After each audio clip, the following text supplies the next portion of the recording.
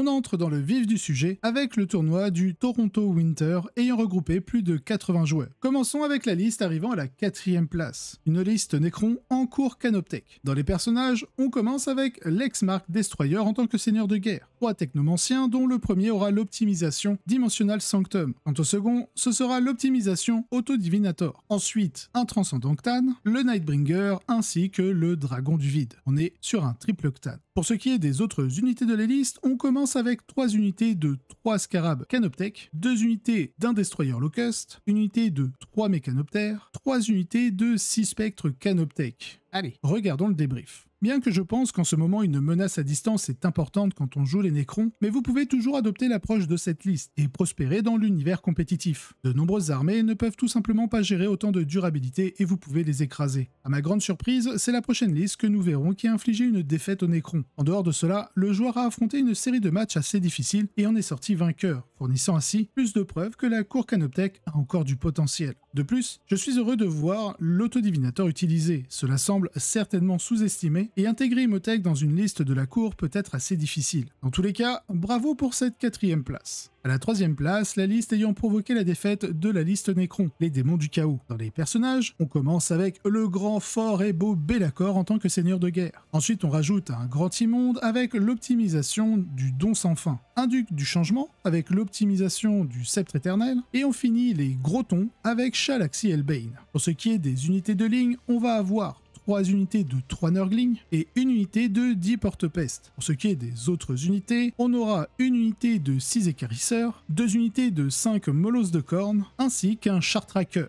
Passons au débrief. Encore une fois, dans un monde où le tir devient de plus en plus intense, Be'lakor est le roi grâce à sa capacité et empêche de tirer sur les unités à côté de lui à plus de 18 pouces. Cette composition n'a pas tout à fait autant de capacité à riposter que notre prochaine liste, mais elle compense avec Shalaxi en tant que menace de contre-charge et les écarisseurs pour un engagement violent sur un deuxième front. Sinon, le plan de jeu ici est le même, l'adversaire doit s'approcher à cause de Be'lakor, tout ce qu'il avance se retrouve bloqué par le grand immonde, puis les autres grandes menaces les démontent. Dans tous les cas, cela reste un excellent travail pour avoir atteint cette première place du podium.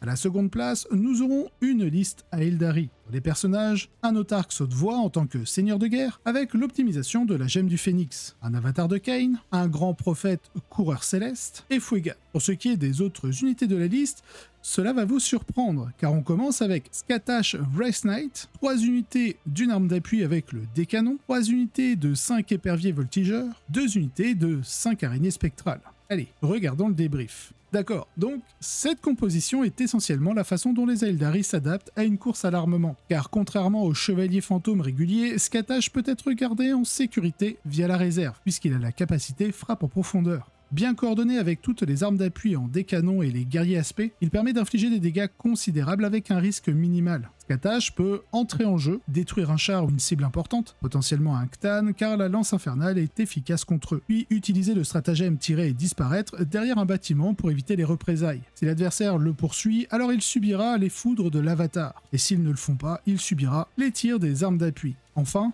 une fois par bataille, Skatash pourra retourner en réserve et réaliser le même plan le tour suivant. Indéniablement très efficace en concert avec tous ses guerriers aspects pour marquer des points et la capacité de l'avatar à se déployer et tenir un objectif à un moment clé. Je dois avouer que cela est assez intimidant à affronter. Dans tous les cas, bien joué pour avoir atteint la seconde place avec une liste sortant des sentiers battus de l'environnement compétitif à Aeldari. Enfin, à la première place, nous avons une liste Adepta Sororita. Dans les personnages, nous avons Junit Eruita pour la génération de points de commandement, Morvenval en tant que seigneur de guerre, une palatine avec l'optimisation épée de Sainte Elinor et la Sainte Célestine. Pour ce qui est des autres unités, on va avoir une unité de 10 célestes sacro-saintes, 3 unités de 2 croisés, une unité de 10 minions avec les fuseurs, 3 exorcistes, et on finira la liste avec une unité de 3 parangons, 3 unités de 10 Repentia, une unité de 10 Zéphirine, et enfin dans les unités alliées, une assassin Calidus. Allez, regardons le débrief. Nous avons une liste mettant à l'honneur des unités brutales et puissantes au corps à corps. La triple Repentia n'est pas une blague, surtout avec une mise en place raisonnable. Nous avons aussi la combinaison Zéphirim, Célestine ramenant l'option classique de la charge miracle depuis la frappe en profondeur, et le triple exorciste vous offre une excellente dose de dégâts contre à peu près après tout. Cela signifie également que vous n'avez pas besoin du triomphe de Sainte-Catherine pour vous aider dans votre effort de destruction. Il y a assez de puissance sans celui-ci. Je suis assez fan des Sacro-Saintes avec Junite. Cette combinaison devrait être utilisée plus souvent, car pouvoir bénéficier d'un -1 pour être touché et blessé est assez impressionnant pour une unité avec simplement une endurance de 3. Je trouve cela super de voir une composition de sœurs de bataille assez différente, menant certains classiques de la 9e édition, tout en réalisant un travail remarquable ici. Félicitations pour cette première place. Maintenant, passons à un autre tournoi, alors désolé pour mon accent, c'est le South Coast en Angleterre ayant regroupé plus de 130 joueurs. Commençons par la 4e place avec une liste taux. Les personnages, un commandeur Colstar en tant que seigneur de guerre. Il aura l'optimisation Parangon du Coyon. Au niveau des équipements, on va avoir un drone marqueur, un missile pod, 2 fusils plasma, un drone bouclier et un générateur de bouclier. On continue avec un commandeur Crisis, celui-ci sera équipé de l'optimisation précision du chasseur patient et il aura en armement 4 cycliques, un gun drone et un drone de marquage. Ensuite, une équipe de tir furtive et dans les autres unités, on va commencer avec 3 unités de 2 broadside. On continue la liste avec une unité de 6 Crisis. Au niveau des équipements, on change pas mal de d'habitude, car ils seront équipés de 6 missiles pod, 12 fusils plasma, 12 drones boucliers et 6 générateurs de boucliers. Ensuite, on rajoute 2 Ghost Kill, 3 unités de 2 Tétra et 3 unités de 5 V-Speed. Regardons le débrief. Une liste taux assez intrigante qui contient un tas de broadside pour éliminer les cibles difficiles et un maximum de V-Speed pour marquer les points de secondaire.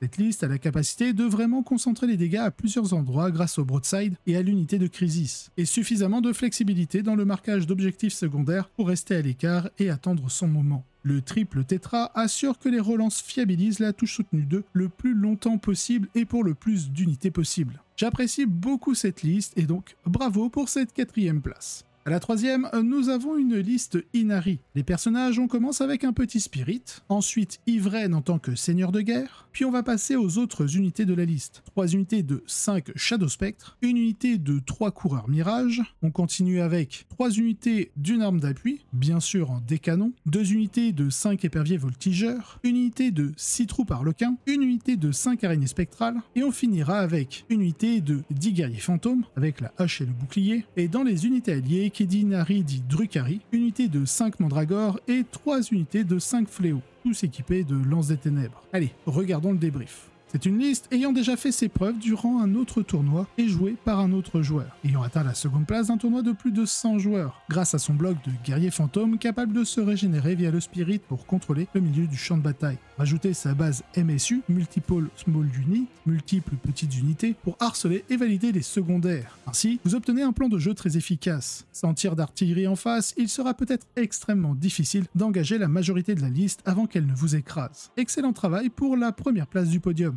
À la 2e place, nous avons une liste Chevalier Gris. Dans les personnages, on commence avec 2 archivistes de confrérie, dont l'un sera seigneur de guerre et aura l'optimisation du saut d'exigence. On rajoute un tech marine de confrérie, un grand maître, avec l'optimisation colère inévitable. Ensuite, on va passer aux unités de ligne avec non pas moins de 3 unités de 5 Terminators de confrérie. On continue la liste avec une unité de 5 escouades d'incursion, 2 unités de 5 escouades interceptors, une unité de 5 incursions. Dans les autres unités de la liste, on a 2 unités de 5 interceptors et 3 cuirassés Némésis. Ils sont équipés de l'incinérateur lourd, du psycanon lourd et du marteau démon. Allez, regardons le débrief. Une excellente performance de la part des Chevaliers Gris qui intègrent des cuirassés Némésis pour soutenir les Terminators, qui eux-mêmes seront soutenus par des intercepteurs et des incursions afin de marquer des points sur les secondaires. Les Chevaliers Gris sont dans une situation où il y a un vrai débat sur l'importance de s'appuyer sur les cuirassés Némésis plutôt que sur d'autres atouts de l'index. Notez qu'il y a tout de même un tech marine permettant d'améliorer et réparer les cuirassés Némésis. Bien joué pour avoir atteint cette 2e place.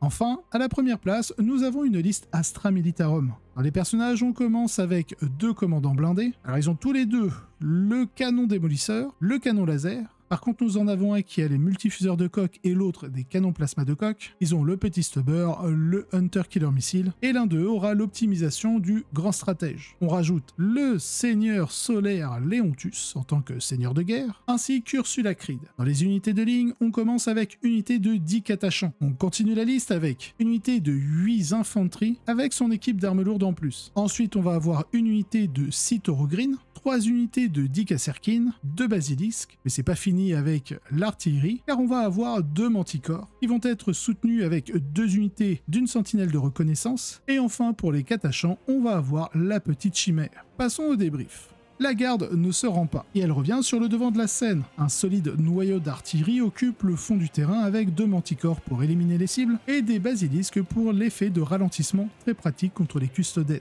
Une vague de Kasserkin se met en travers du chemin et créera des problèmes plus loin sur le champ de bataille, en étant ranimé par le stratagème renfort. Ajoutez à cela une grosse unité de Bullgreen pour gagner encore plus de temps si nécessaire. Les commandants blindés peuvent exploiter les excellents couloirs de tir disponibles sur les terrains du UKTC. Un excellent mélange d'outils pilotés de main de maître pour une victoire de l'Astra Militarum. Bien joué pour cette première place à un événement majeur. Si vous avez apprécié cet épisode, n'hésitez pas à liker, vous abonner et laisser un commentaire. Cela aide énormément au développement de la chaîne, et je remercie tous ceux qui le font. Si vous voulez avoir les épisodes en avance et sans publicité, vous retrouverez en description le lien directement vers ma page Tipeee, ainsi que d'autres contreparties. De plus, vous aurez un lien d'affiliation du partenaire de la chaîne, MyHobbyPlace, si vous souhaitez passer commande. Allez, sur ce, je vous souhaite un excellent wargame.